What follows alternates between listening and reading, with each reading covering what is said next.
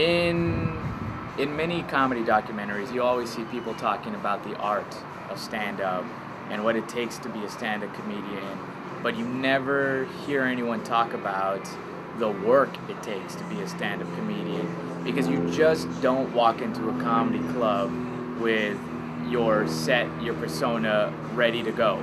It takes years, and it takes years before they even let you get into a comedy club. So what you end up doing is you end up doing all these horrible gigs on the road to work 5 minutes of hoping to get into a comedy club. Those are hell gigs.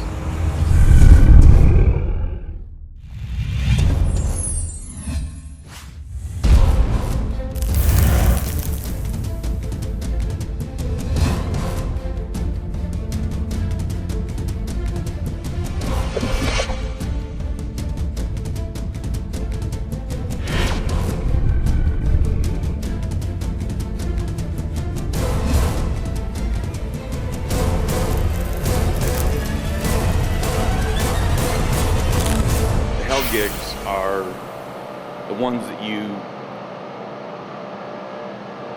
accept to get to the ones that you want to do. Open the store tomorrow. Prostitution. I'm whoring myself out. I don't even want to do it. He's like, I got somebody. This isn't stage time. This is just hollering at empty chairs and belligerent fucks. When they first contacted me by email, they asked me if I wanted the Braille app.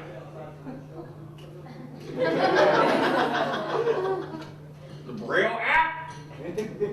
I'm deaf, not blind, asshole! When they first contacted me by email, they asked me if I wanted the Braille app. The Braille app? I'm deaf, not blind, asshole!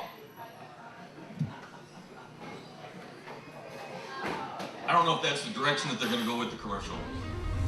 What you see on Comedy Central, what you see on TV, you don't see what it took for us to get to that.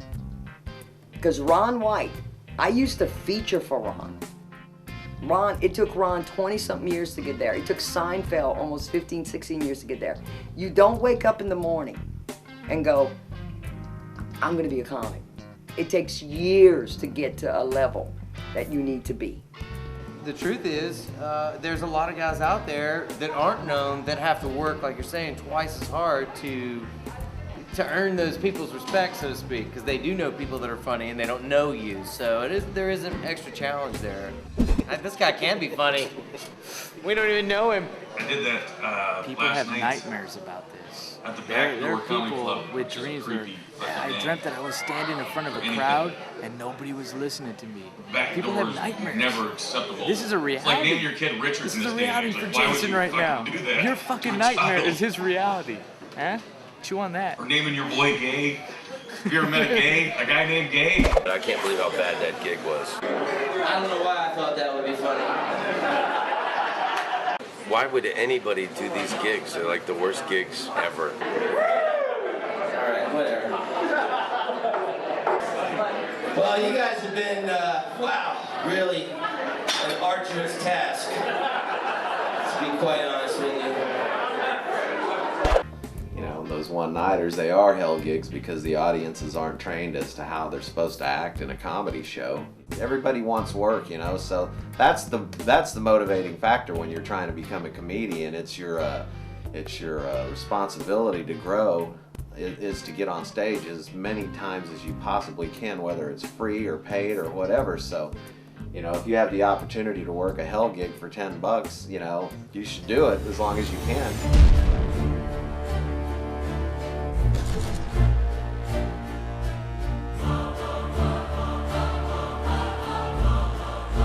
To me, a hell gig, I guess, is just, well, it's as simple as this. Any gig that you really don't want to do. One-nighters usually they'll book it by the name of the venue. So you have that readily in hand. You say, "Hey, I'm with Chuck's Sports Bar," and the woman goes, "Okay," just like that. And I'm like, They're supposed to have a reservation, and then they start looking in the computer. That starts the hell gig for a lot of guys. You know it's a hell gig when there's a poster on the door that says, "Tonight, comedy night, John Toll," and there's a line through it and someone's drawn a dick at it and it says faggot. You can always tell how bad a gig is gonna be based on what they've done to the poster in the venue. It's usually at a bar. The bar owner's trying to get more business in, or he's trying to get more clientele in for a specific night that's slow. And there's people that are at the bar or sitting there that really have no desire to be there. So you're interrupting their dart playing or their pool playing. You kind of like invaded their territory. Because you gotta understand from a crowd member's perspective, here we are on a Thursday, stopping at this bar gig on the way to the next club just so that we can pick up some cash. These people are just trying to drink and hang out, and then they have to hear my stupid voice parading my opinion. You know what I mean? I'm just interrupting the fuck out of their Thursday. You get guys walking in the bar going, "Why is that guy talking, man? We are trying to play cards here." It's like, what the hell are you guys doing here? Why are you on a microphone? We're here for wings. That's when it can be bad. Probably the worst, some of the worst are casinos, because the audience is free. Whenever you have an audience that gets in for free, you can imagine they don't respect. They were just basically walking and going, "Honey, I need to sit down. I need to sit down." And they go into this room and there you are, and you want them to pay attention to you, but they don't care about you. They didn't come there. Their feet hurt. That's why they're in this room. If there's pool tables, Yeah. TVs air hockey, on, video game machines going. Duck hunter. At a sports bar during a game. In your mind, you're like, okay, are they going to turn these TVs off? If I ask, am I going to seem like I'm a prima donna? They won't turn the TVs off. Or if they do turn them off, either way is bad. Yeah, People because hate you either way. then you've made them mad. What would you consider a hell gig? Now, you were saying, even you're doing it Thursday at a comedy club, but there's 20 people or people who don't like you. Anything where it doesn't go right. There's not a marquee, there's not a poster, I mean, there's nothing, there's no way anyone would know there was gonna be a show there that night. A lot of times there's not even a stage, you know what I mean? It can be that bad. The stage, there was no stage. It was just an old hardwood floor, and there was a star painted on the floor. And I asked him where the stage was. He says, "That star. It's that star. You stand on that star because we got a light above the star." And their microphone system, their PA system, was used for calling bingo numbers.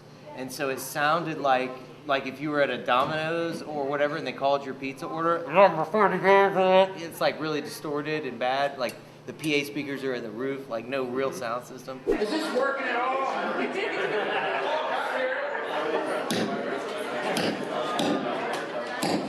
It worked every other beat. You're on a karaoke machine next to a pinball table. There's a guy playing on it. And the owner of the bar walks up and goes, "We're gonna start the comedy now. We got Dave Little. He's very funny. Come on, Dave." That's actually the best intro I've ever had. That's another thing at these one-nighters. The intro could be big and try to be extravagant, and then it could just be, "No, just go on up there. Just go ahead." And you're gonna turn the music off? No, that's how they know the show's ready to start.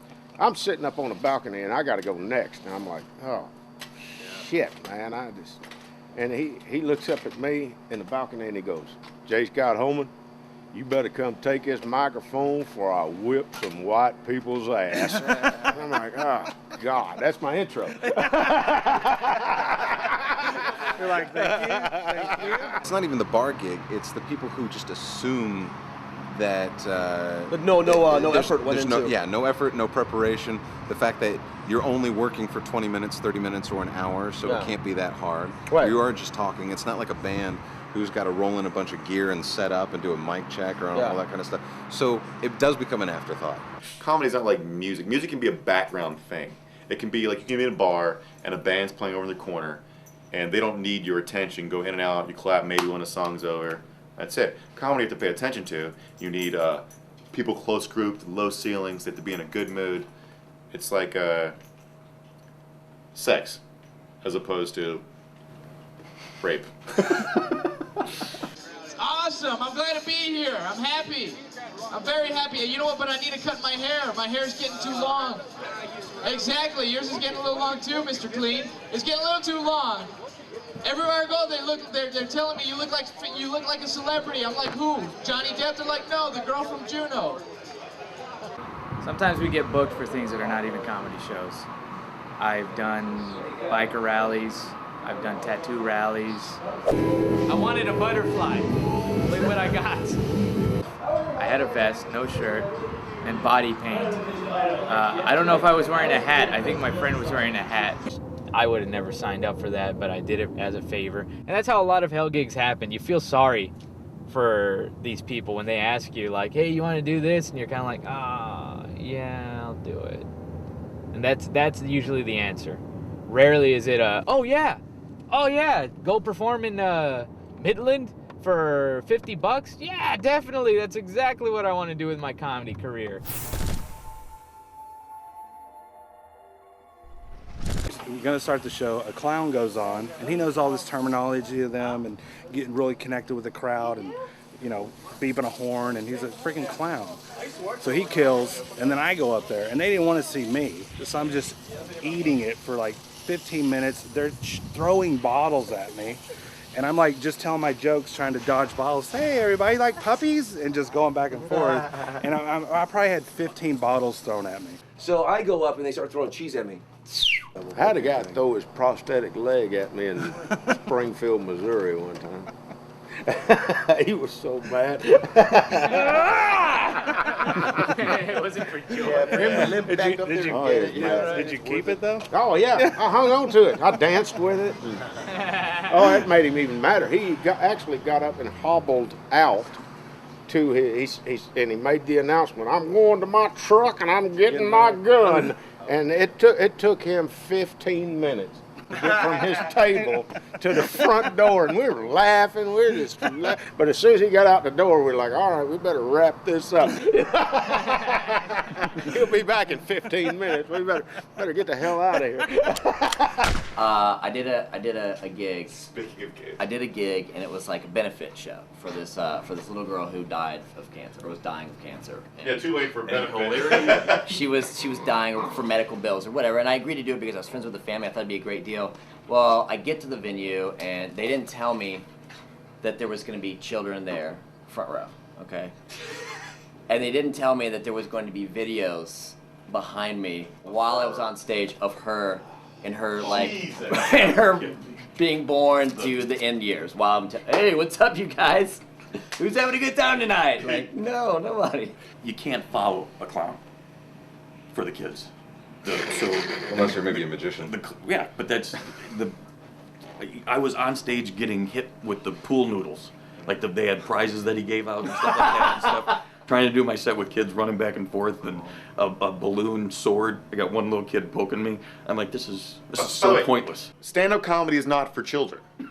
No, even if it's clean, kids don't understand any of it. And it ruins the show for adults who are worried about what the kids are hearing. So it ruins the show for everybody.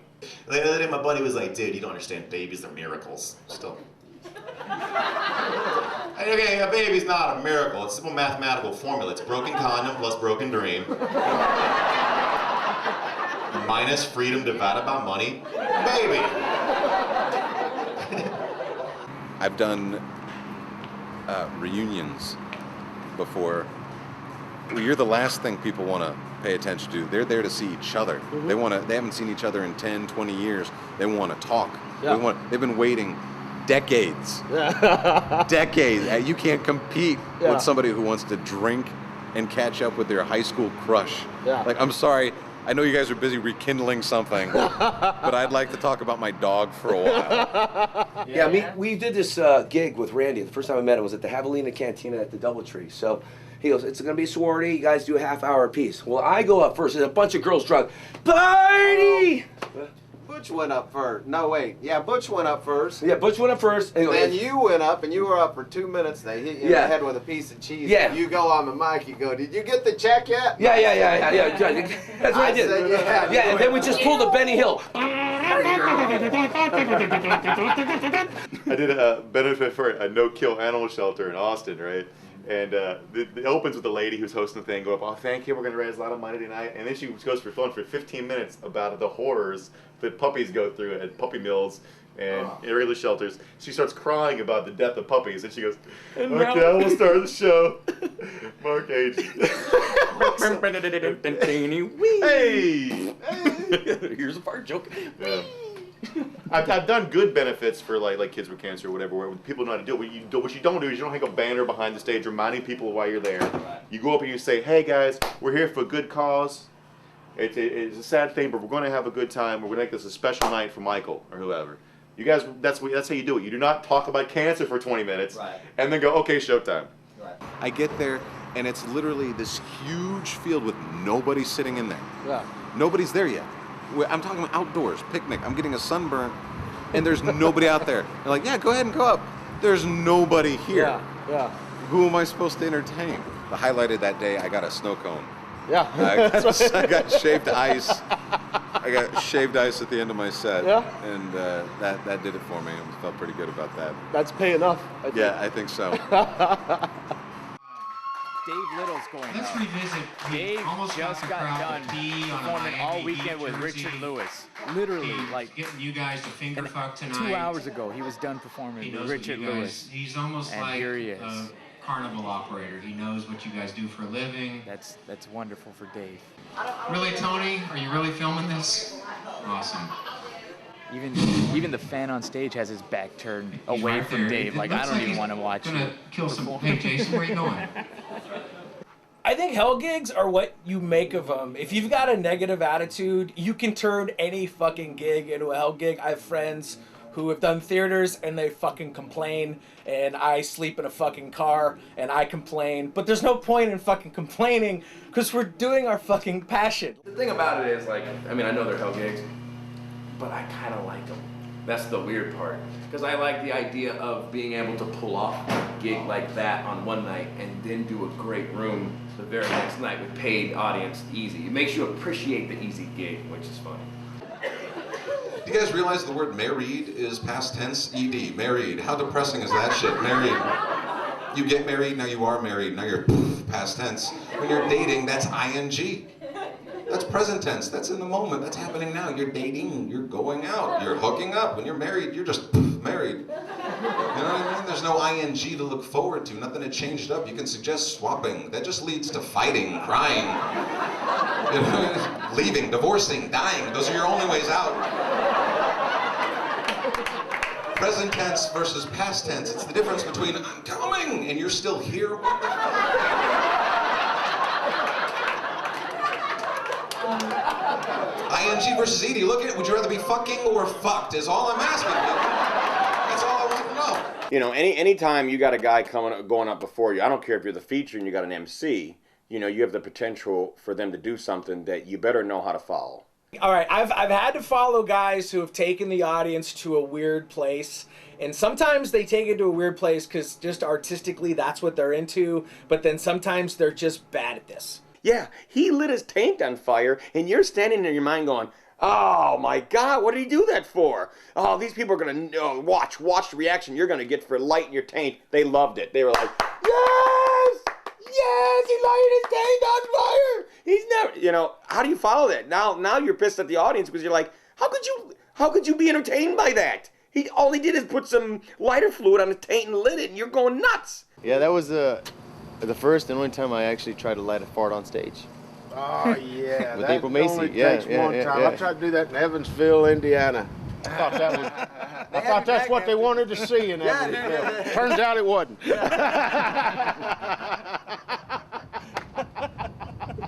You only make that mistake one time. When that guy that lit his taint walks off, the audience is like, wow, that was good. I wonder where he's going. You think he's going to light the taint again back there? I'm gonna put toilet paper up my butt. I'm gonna set fire to it. And before it reaches my butthole, I'm gonna drink a pint of beer. And then I finish the pint of beer before it gets to my butthole. Nathan Anderson is gonna put the fire out, and the stunt will be successful. It's on, let's go. Oh my God. Oh, Jesus! Oh, Jesus!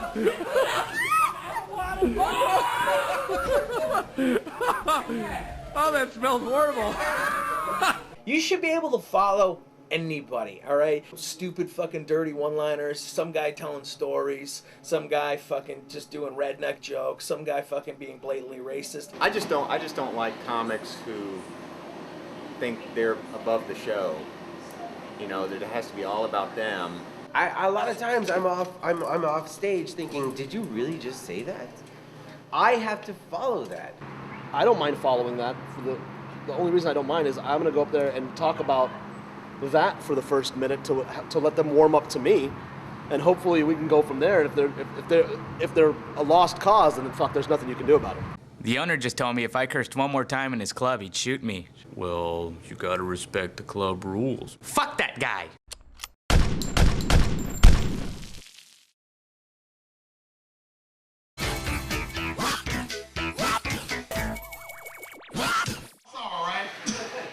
Like, say if somebody ran up to her and just fucking grabbed her titties, right? These are the worst to perform to. And Chicks she that felt think they know shit. violated.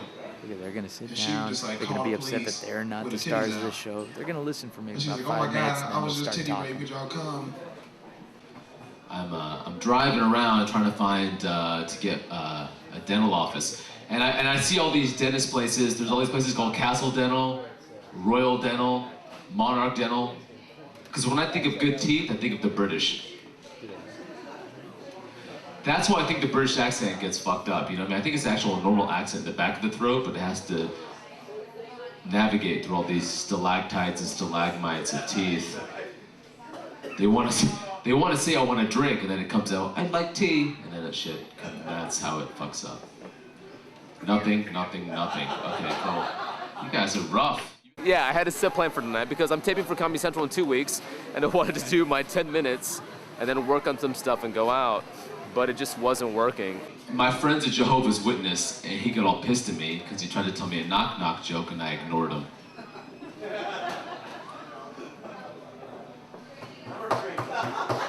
You guys liked it? They didn't like it at all. They thought, no, you didn't. And if they don't laugh, I've done the joke for 1.5 years.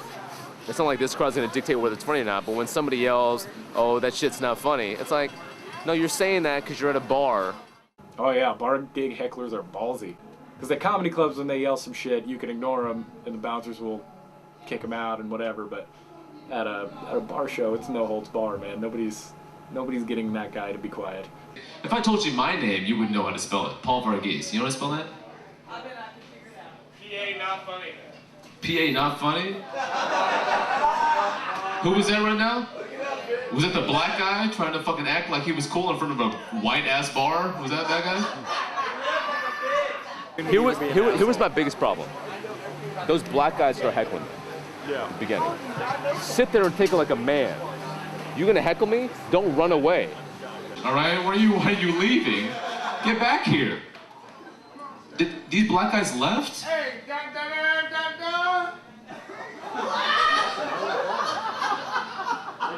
That might be the most pussiest black guy I've ever met. He left. He talked shit and left. You're slamming me and running away, and that's the worst thing. At a comedy club, at least they sit there, and these guys ran out, and I look dumb. I've never met a black guy who ran from confrontation from a skinny Indian guy. And that's what led to these girls saying that I sucked. And then I just went in, and then they went to the racial slur quick. Why would you tell me to go back on a magic carpet? She just said I was from South Africa, guys. Did you guys hear that? You guys. The ironic thing is, today is my 10-year anniversary from the first time I sat on stage. And I was, hey, thanks, man, appreciate it, man. My 10-year anniversary on stage, and I get told to go back to South Africa, which I don't even know what that means. Go back to India? Why would you tell me to go back to India when I was born and raised here? I should be on your side because I'm born and raised here? KKK all day. Hold on a second. So all Americans should be on your side? So we're born and raised. What? What did I tell you? You told the me to go girls back were to gonna take India? over the show. Didn't I say that earlier? That they were gonna eventually Did you just try to take over the Did show. you just tell me That's to go what back to happened. India because I don't appreciate your Oprah? Right when Tone was on stage, I said these girls are going to make the show. They're themselves. They're gonna make it about them. I don't know when it's gonna happen, but it's gonna It was happen. 3 girls and 1 guy. Yeah, He's are- outnumbered. Just the way they walked in. But see, that's the thing, is that poor dude was probably like, fuck, shut up, shut up, shut up. I'm not. This is not a Comedy Central special right now. This is me working on it. No, I don't really wish it was a Comedy Central special, sweetie. I know. Do I speak really fast or do you think too slow? Which one is it? Which one is it? Can we clarify which one it is? Because it is midnight on a Sunday, and we have taken a lot of shots. Hey, yo. I was like, these are the girls that are upset that the attention isn't on them. That the entire bar didn't turn and say, hey, you. Those are that's how I knew. I was like, those are girls who think that they're so special that every light should just hit them. Those are the girls that take 50 pictures of themselves at work. You know, like, oh, this is me typing. This is because they're so obsessed with themselves that they'll interrupt the show. You know, that's the problem. And it's not being sexist. It's being, I hate 22-year-old girls. That's what it is. Older women are smart. It's not being sexist. It's that demographic of, I think I'm a special princess. Everybody pay attention to me. I just knew it. That was gonna happen. It's been said before that drunk chicks are the worst people to have at shows as hecklers because you cannot shut them up. Jeff Foxworthy said it, that you can shut up a guy because he's afraid that if he doesn't shut up, he'll be made a fool of and not get sex that night. No matter how stupid you make a girl look, she has no fear of losing anything because she'll still get laid. You're an asshole, and you're just gonna sit there and be a dick and not listen and just yell dumb shit. And she's gonna be the dick in the middle. If she was on the ends, she would have not said shit. You're right. But she's fully protected, surrounded with her little princess castle. Sucks, man. And I guarantee you, Paul's like, you know. Yeah. You give a fuck. That's all you can do. That's the thing. You can't be too angry. You just gotta be like, fuck, it's a hell gig. That's what happens. You know? That's why they're important, man. That's why that Tuesday at 11 o'clock with 3 dudes in the bar is important. Because if you can make those fuckers laugh, then when you get into this situation where they're paying you money to do this crappy shit, you can actually salvage. Oh, they were paying? Yeah. Oh, then I would have done a spot. Why didn't you tell me? If they were paying, I'd sit up there and let them, piss my race off. I don't give a shit. Yeah, they could rail me for $25. Say what you want. Come on. I'm gonna get $25 out of this. I'm not a big fan of blaming crowds. I mean, I will. blame myself. I will. There's such a thing. Anyone comments like, I never blame the crowd. This is bullshit. There are bad crowds. There are terrible people who are part of comedy show crowds. They're terrible people. I mean, and some of them are terrible. And some of them, there's not a way to handle them. There's no way to manage. If they're intent on big enough dicks, there's no way to handle it. And you know your stuff works, but then when you go up in there, there's like, you're like, come on. I'm very aware when it doesn't go right. That's a big flag in your head. When you have a bit that fucking kills and then you tell it and it falls flat, you're like, what the fuck happened? We all have them. We have test jokes that we do, that we know. We're like, okay, I know a good crowd, this joke, this bit gets an applause break here. So with me, it's like, okay, that joke is supposed to get an applause break, but it only got a laugh, or it's supposed to get 2 laughs in the setup.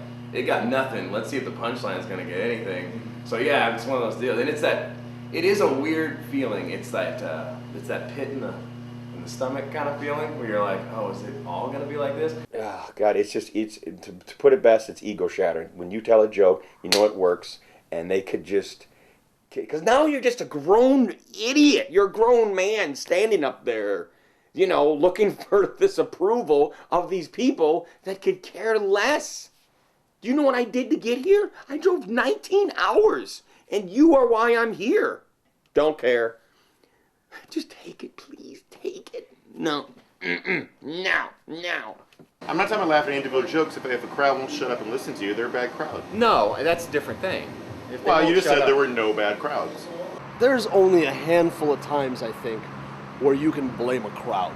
Like, you know what I mean? I think there's only a handful of times that you can legitimately go, you know what?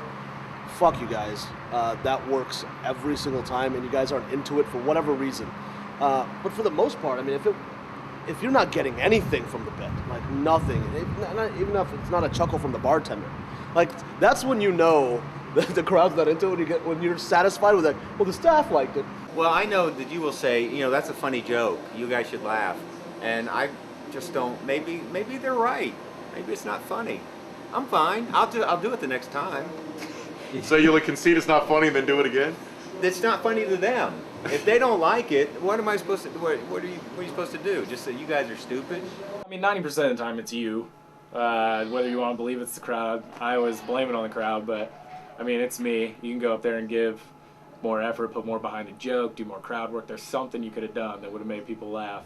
But you know, but that is what I like about this game. That is what I love about comedy. Is like, I love being put in those situations and being like, go make that work. You know what I mean? Because when you've done comedy long enough, you've seen that to where you anticipate it, so you just know to joke about the situation. So once you can address that situation and get laughs from it, that's how you make it work. And that's actually the challenge of this game. That's why I've been doing it for as long as I have. If I didn't enjoy that, trust me, I would have quit 8 years ago. I love Elvis Presley. I think Elvis Presley is the perfect metaphor for the United States. Because Elvis started out young and sexy and innovative, and then he became all fat and disgusting and bloated. And I think that's where the United States is now. We're in our fat Vegas jumpsuit Elvis period.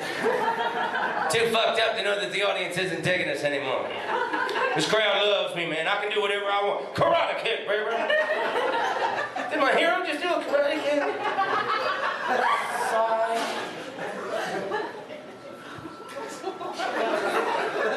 I'll take it. I'm a whore for laughter, man. Wherever it comes, I am a whore for laughter. I mean, look at this, obviously. Why would I be playing the Broadway Inn and Conference Center if I were not a whore for laughter? This is the comedy equivalent to blowing guys at the bus station. That's what this is. This is like blowing guys at the bus station. Is he doing it for the money or because he really likes it? Nobody really knows. So the lights on stage go out. Then the music from that Kill Bill scene plays. Digga-dent-dent, digga-digga-dent-dent. Cloud of smoke, I'm on stage. I'm telling my jokes, and then an assassin tries to fight me in the middle of my set. But why? 'Cause it's funny. I'll be the ninja of comedy. Ninjas don't talk. Turtles don't either, but the Ninja Turtles talked. And you're wearing a gi. That's karate, not ninjutsu. I just don't see it work. Fine! You spend time on the road. Let's say you're gone for 3-4 months. What do you do to kill time? Like when you're in the a lot of jacking off.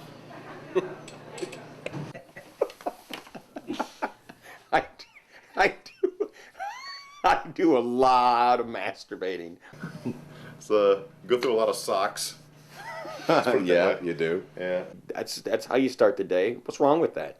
So everybody does it. You do it. Not the camera guy. I'm talking about you in there watching this. He does it too. Or, like if there's a mall nearby, you go to the mall. And that's what everybody does. You just go to a mall.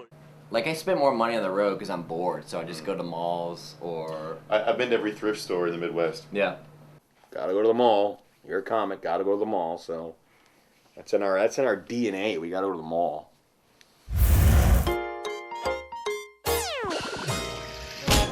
If I could add anything or ask anything of the viewing audience, it would be to, first of all, respect live comedy in your attendance, respect the stage, turn off your cell phones and your pagers, and please don't tell us jokes after the show. I'm very hesitant to tell people that I'm a comic because the first thing out of my, I'm going to tell you a joke. Or tell me a joke. That's what I get a lot. Oh, what do you do? I'm a stand-up. Well, tell me a joke. When people say, tell me a joke, they don't have 15 minutes, and it does whatever works on stage doesn't work off and vice versa. So, like, I don't do a setup, point of view, punchline, but I'm dumped. And I wish I had that skill set. I made the mistake of being honest and telling him what I did for a living. I should have said I packed powder and bullet casings, but I made the mistake of saying I do stand-up comedy. This one guy goes, well, just tell us your favorite story. What's your favorite story? And I'm looking at him like, are you fucking crazy? I just did that for a fucking hour. You came and paid. Now we're standing there and having a beer, and you're saying, just tell your favorite, my favorite fucking story. One of the biggest misconceptions is that we're always funny. We're not. We're not always funny. We are human beings. Yes, what you see on stage is a concentrated amount of funny. That's what we've worked down to what is funny. But the majority of that is just one side of our persona. It's not the entire human being. So we're funny on stage. Don't ask us to be funny anywhere else. All comics hate that. The comics hate that. For the people that are watching this documentary, just know that if you are not a comic, please do not engage comedians with jokes. We hate that. Yeah, I hate it when comics are always trying to try material out on me. Well, here's the joke. Here's the joke. Is this another one of your costumes? No, I'm a real vampire. I figured if we're gonna be hanging out at night, I might as well become one. But this is Christian comedy night.